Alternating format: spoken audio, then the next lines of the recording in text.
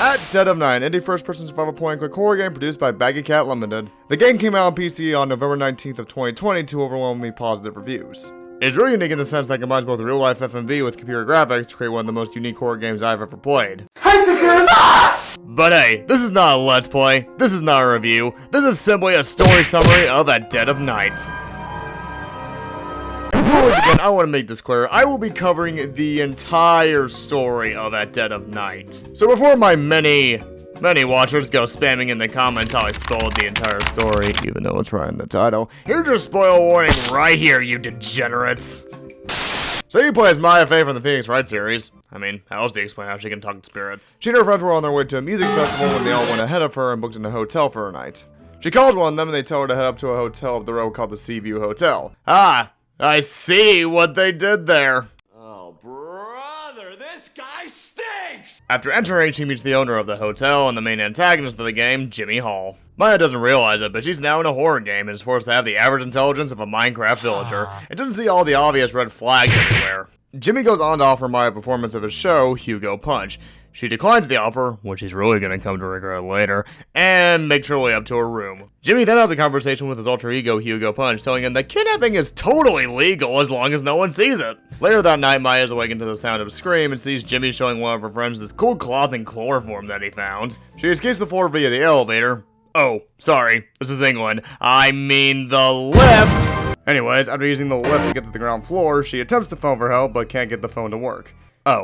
Oh, not because the phone line is disconnected, it's because Maya is a Gen Zer and doesn't understand how a rotary phone works. So instead, she finds a master key and, of course, the one thing every hotel needs to succeed. A communication device that allows you to talk to the spirits up and down. The spirits tell Maya to escape the hotel and reveal to the world what Jimmy has done. So now Maya knows what she must do. Learn the truth about Jimmy, save all her friends, and escape the hotel before Jimmy sends her to horny jail.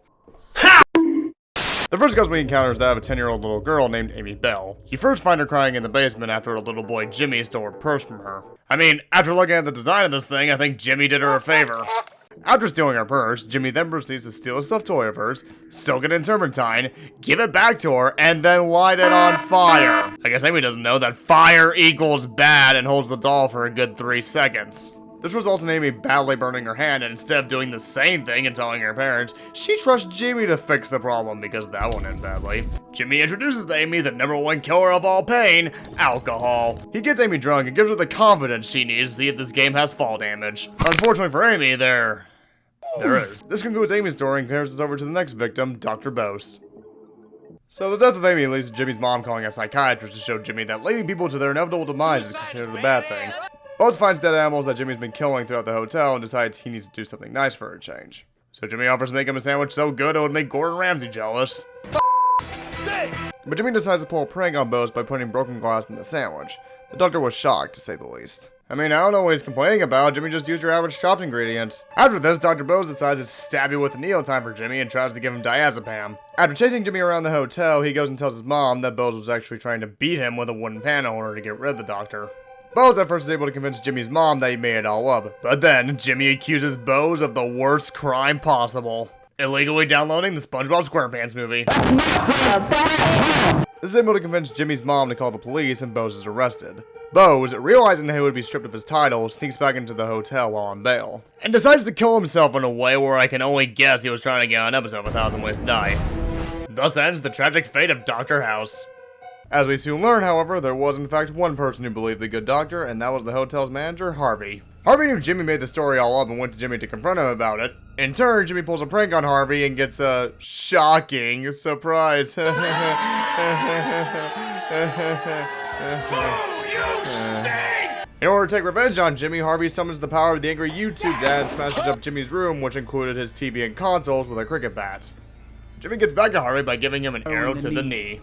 Now in Jimmy's defense, Harvey should have seen this coming. Breaking a man's PS5 is basically a death wish. After Harvey comes back from getting his COVID-19 vaccine, he thinks to himself, locking children in the basement is totally legal if no one sees it.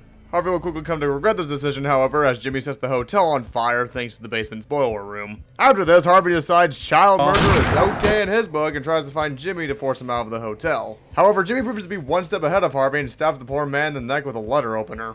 You shouldn't have underestimated the power of the Postal Service, Harvey. So with one more victim added to Jimmy's hit list, we move on to maybe the most tragic story in this game, Jimmy's mother and former owner of the hotel, Rose Hall. Funny enough, we first saw her story with this whole to Brazil I've been hearing so much about. We first see Rose explain to the police that Jimmy killing Harvey was self-defense and was totally not intentional. After Jimmy returns from questioning from the police station, Rose is there at the front entrance of the hotel to either give Jimmy a hug or eat him. I'm leaning more towards the latter. Jimmy starts helping around the hotel more and even comes up with a way to make the hotel more money thanks to a comedy act known as Hugo Punch. Yes, I'm aware that sounds like a rejected DC superhero, but just go along with it. Anyways, apparently Jimmy's show was so good people would come to the hotel just to see his act. But as Rose put it, this made Jimmy start to act differently. He would constantly shine himself in the mirror and then break said mirrors. This in turn would affect his act. He would say rude things to the audience, like saying the N-word even though he doesn't have a pass. That's racist! One of the guests decides to criticize Jimmy's act in front of his face, but just like a fanfiction writer, Jimmy doesn't take negative criticism well and locks her in the basement. You know, the appropriate response. Rose is able to free the guest and apologizes to her, and the guest agrees not to press charges, but does something worse. She makes a post on Twitter about it. In actuality, the guest tells the newspaper and Rose is photo with press people. Rose insists, however, that it wasn't Jimmy on stage or Jimmy who tied the woman up, it was Hugo Punch. Jimmy had been fighting his alter ego all his life, so he makes the decision to commit suicide. Luckily, Rose is able to stop him and decides it's time to tell Jimmy the truth. What truth is this? Well, run around the hotel for about 2.5 hours, pretending to the ghost of Rose everything you find, including my shattered hopes and dreams, and ask her about every little thing and still get nowhere. The truth is, Rose married a stage magician named the Great Hugo, who bought the hotel in order to promote his act. Rose decided to give him a child, but I guess he mistook the word child for punching bag and abuses Jimmy from birth to age 2. This convinces Rose to kill Hugo and bury his body in the hotel basement using cement. Rose blames herself for how Jimmy turned out. I mean, I don't know what she's talking about, he looks completely normal to me. Nice to see so many fresh, young faces, fresh eggs. Anyways, the guilt becomes too much for Rose and decides to commit suicide by setting herself on fire.